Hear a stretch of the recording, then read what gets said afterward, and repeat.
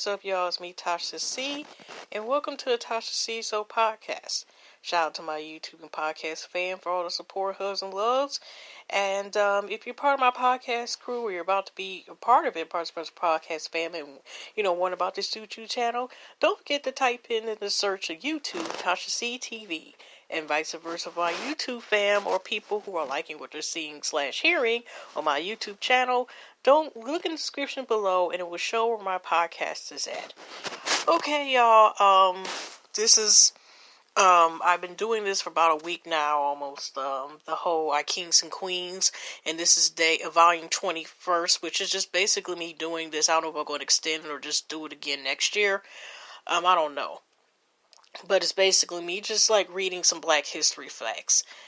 And today, or tonight rather, because it's 10:33 p.m. on February 21st, 2020, it may be a shorter show. It usually lasts about 20 minutes, but you only may a couple facts because due to the fact right now you may hear some guests in the background due to the fact that I'm using the cell phone app to create this shows.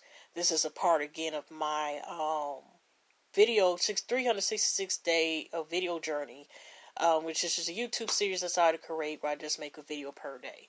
And the reason, like I said, to be careful because in the background you may hear, number one, an 11-year-old, which I said my little kitty, and you may hear a dog.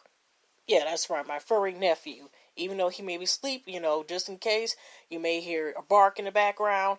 And also, you may hear a landline of a talking landline in the background. So that's why this today's show is not going to be as long, just in case Colonel, who's my great nephew, might possibly bark, which I'm dog sitting at the moment. So let's go here into some facts. And like I said, we may only do a couple today. It may not be that long. Sorry about that. Yeah. Okay. Now, let's go here to Instagram, where I usually have my Black History facts. Like I said, hold on just a second. I'm waiting for the page to load. It's not specifically, Okay. Like one Black History, have you heard about the living legend, one of the most talented rappers that's been out with Nas? Now, on Black Excellent Tube Instagram page, Nas, this is also not just a Black History fact, but be careful of his tail. Almost. Okay, sorry about that, y'all. But anyways, there on Instagram it's called Black Excellence Tube, and it's also, one of his classic albums. Of course, we heard songs like "I Know I Can," "You Can Hate Me Now," "You Owe Me" featuring Genuine. For the first class, I think his first class album was Illmatic, and so forth. So, one of his albums, Nas, like I said, has 2 children, and his oldest is a daughter, and I think her daughter is like either in her late teens or early 20s now, and this is a part of Black History because it is actually now not only just a part of history, but promotes like generational wealth and investments that you can pass on to the next generation. Nas listed his daughter as an executive producer on his album Stillmatic, so she will always receive royalty checks from his album sales. Dope. So, also too, let's get into this. Now, this is some information, but if it would have been still this person still alive, it was a legend. Let's get into it. I always say, I like Black Facts Online. It's just that you have to go to the website in order to get the remaining amount of the story, and I usually can't find it instantly. So, y'all, after I give y'all the information, y'all can just, go look for that site. Like I said, y'all, this may be one of the shortest podcasts, because like I said, I don't want to be interrupted, Okay. But anyway, Eunice Kathleen Wayman, professionally known as Nina Simone, was an American singer, songwriter, musician, arranger, and civil rights activist. Her music spanned a broad range of miracle styles, including classical, jazz, blues, folk, R&B, and gospel and pop. Okay, today would have been her birthday. She was still alive. In the sixth of 8 children born to a poor family in Tyrone, North Carolina, Simone initially aspired to be a concert pianist. With the help of a few supporters in her hometown, she enrolled in the Juilliard School of Music in New York City. She then applied for a scholarship to study at the prestigious Curtis Institute of Music in Philadelphia, where she was denied admission despite a well-received audition, which she attributed to racial discrimination. In 2003, just days before her death, the Institute awarded her an honorary degree. To make a living, Simone started playing a piano at a nightclub in the city. She changed her name Simone to disguise herself from family members, having to play the devil's music or so-called cocktail music. She was told in the nightclub that she would have to sing to her own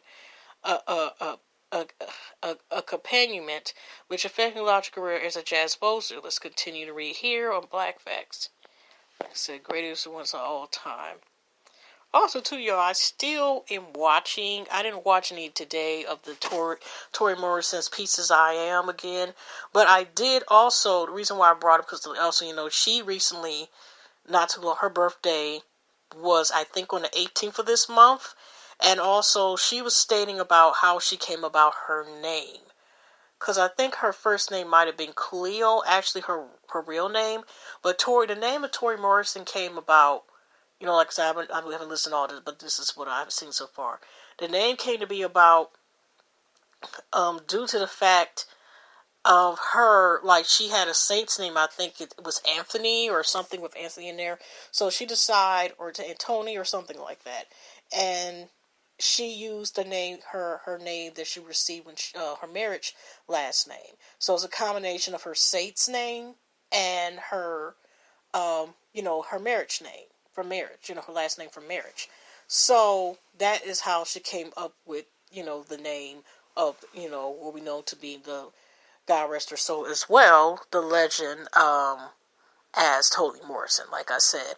Hopefully, because it's only 3-day rental, maybe I can go back to re-renting it and finishing it again. There's also a documentary, I think, on Maya Angelou on Still I Rise. I only have read her first book, and that was only because it was a requirement from high school. But I didn't know that she also made, until I became older, several additional books. Like she didn't just have one autobiography or biography. She had several that dealt with her life. The first one kind of dealt with her up to, I think, in her childhood, late teens, and then and so forth. And I definitely want to read that because, where she came from and became, with her, she was her poetry, with her writing and so forth.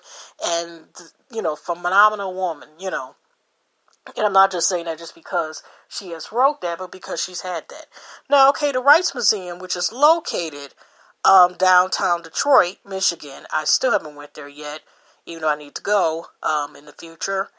I'm following them now on Instagram, and I just wanted to list, like I said, you could also go ahead and follow them on Instagram, but I'm just going to list a couple of books that are suggested from the Wright Museum that must read fiction during Black History Month, or I suggest reading, period. Just like I said again, Home Team, I think Home Team History I have mentioned actually yesterday. Like I said, they seem to be, we'll be probably getting a lot of great information about African history and possibly African, just Black history period as well. So anyway, I'm just going to list a couple of books. Like this is more so like Passing Nina Lunson, Invisible Man by Ralph Ellingson, Jazz by Toni Morrison. Okay. Also, The Color Purple by Alice Walker. Alice Walker also has, I think, made The Temple of My Familiar. I actually have that book in print and still have not read the whole thing yet. And I think it's 2 sequels actually to The Color Purple. Okay. White Teeth by Zadie Smith. American Street by E.B. Zolboy. And actually, the book is based on, and I still need to read that too, because I was a part of a book club. I know I'm just running on. But that book itself is, like, can also be considered in a young adult area, category as well. Adolescents, teenagers. But it's also a book that I heard has a lot of profanity in it, and it also deals with a girl coming to live with relatives in the Detroit, Michigan area. So that's a book on my radar that I still want to get a chance. If they have that book, I know for a fact, The American Street both in audio book and and also an ebook format besides with hardcover. And I think most libraries. So check out your library may have that. Make sure get a library card. You already have one, and see if your library carries this or try to recommend it. Okay. So like I said, there's other books as well. All right. Now here's must read nonfiction. Okay. Between the World and Me, Ta-Nehisi Coates. Okay. Civil Wars by June Jordan.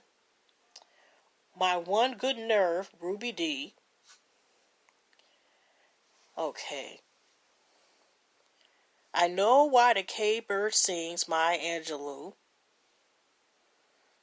Okay, I'm just looking real quick. From a Land Where Other People Live, Audre Lorde.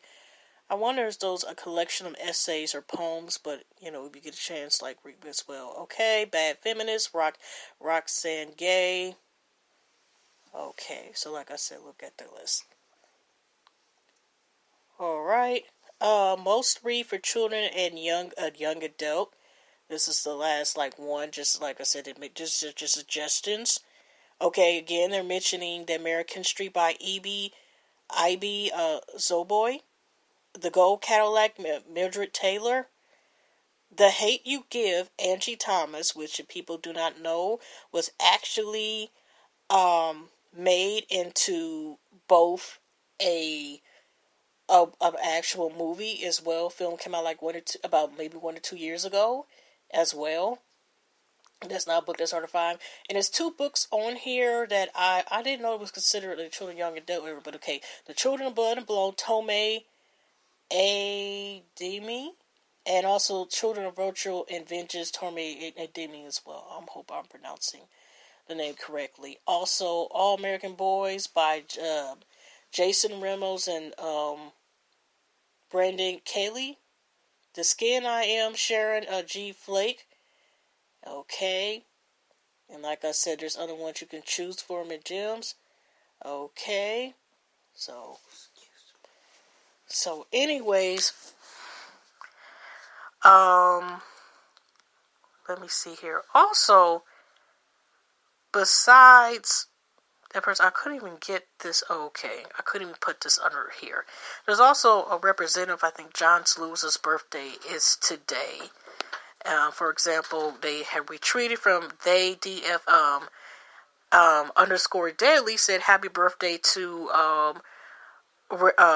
Representative John Lewis, and they have copy and paste the post from Barack Obama. He said, "Happy birthday to one of my heroes. Someone believed our right to vote was more important than his own life. Thank you for making a good Trump for 80 years." And also, Camille Harris said, "Couldn't let it go by wishing my dear friend, civil rights hero, Representative John Lewis, a happy birthday." Now, he does actually have a Twitter page, but he has not been active on it in about a year. So, you can also follow, not Twitter, but he probably has a Twitter page as well, but he does have an Instagram. Okay, and also, The Real Reality by one of the sad things is also Remembrance of This Day. February 21st, this is also We Are Push Black. February 21st, 1965. On this day, in 1965, minister and activist Malcolm X was assassinated while giving a speech at the Auburn Ballroom in Harlem, New York. Coming from a family of black nationalists, Malcolm X was a respected advocate for the liberation of black people by any means necessary. Much like Marcus Garvey, Malcolm X advocated for separation and self-determination, not assimilation.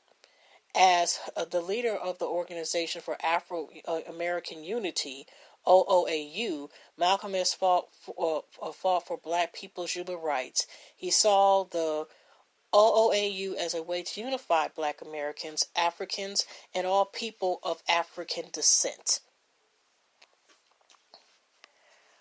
hold on, y'all. Okay, my phone had went out. Okay, but the OOAU was being closely watched. Globally black unity was so dangerous to the government that the FBI director J. Edgar Hoover wrote in a memo that OAAU was a threat to the national security of the United States. Just before addressing the OAAU, Malcolm X was assassinated. Until recently, his murder has remained a closed case. However, following the recent Netflix documentary, the case will be reinvestigated by the Manhattan District Attorney's Office. God rest his soul. Okay, this is also Instagram thing called We Buy Black, and 100-year-old young black woman still runs pie shop she opened in 1952. Bless her. So let's a little information on her. So let's go ahead and read it. Mary Woodruff and husband James opened Woodruff's Cafe and Pie Shop in 1952, and a 103-year-old, or let's say 100-year young, still helps run the business. At that time, there were very few black-owned businesses in Monroe, Virginia, a small town not very far from Lynchburg. Mary and James built a cafe and apartment upstairs, which they lived in.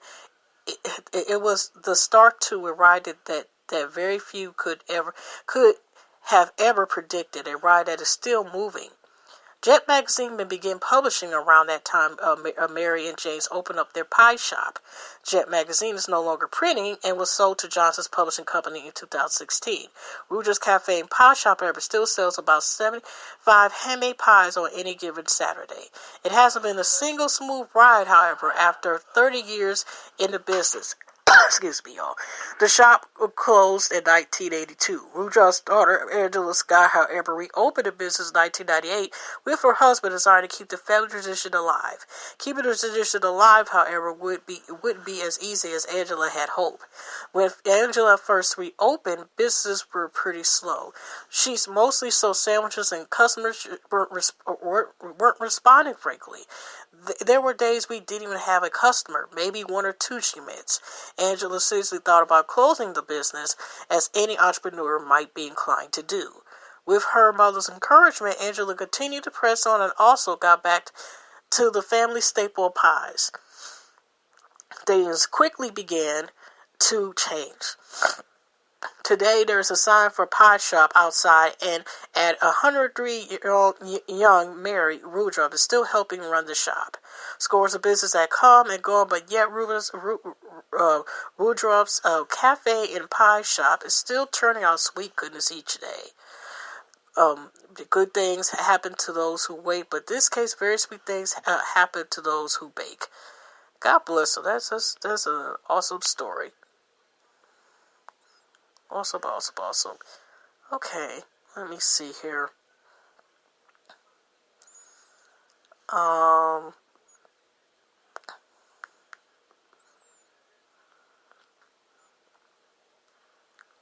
Also keep the actor Shemar Moore's family's prayer. His mother recently had passed away. So please, like I said, keep him and his friends' condolences. That's some sad news. I don't like to have it where we end on a sad note. Okay, Eddie Griffin said, the first 24-hour news created by black people for black launches, and it's BYP. So also for that's on the comedian Eddie Griffin's page. Heard about this, so okay. Now, let's see if there's anything else. Now, this is 2 years ago. But happy belated birthday to the comedian, Trevor Noah. Happy birthday, Trevor Noah. Today's birthday comedian, television host, Trevor Noah. Wow, this is on from So Extra blog. While Trevor is best known as the host of The Daily Show, his comedy specials should not be ignored. Currently on Netflix, Noah has 2 specials, Afraid of the Dark and Son of Patricia. And like I said with that, well, pretty much Okay, y'all, about to get off of here. I hope you enjoyed, and hugs and loves, and God bless. And I'll see y'all. Enjoy y'all weekend. See y'all in the next one.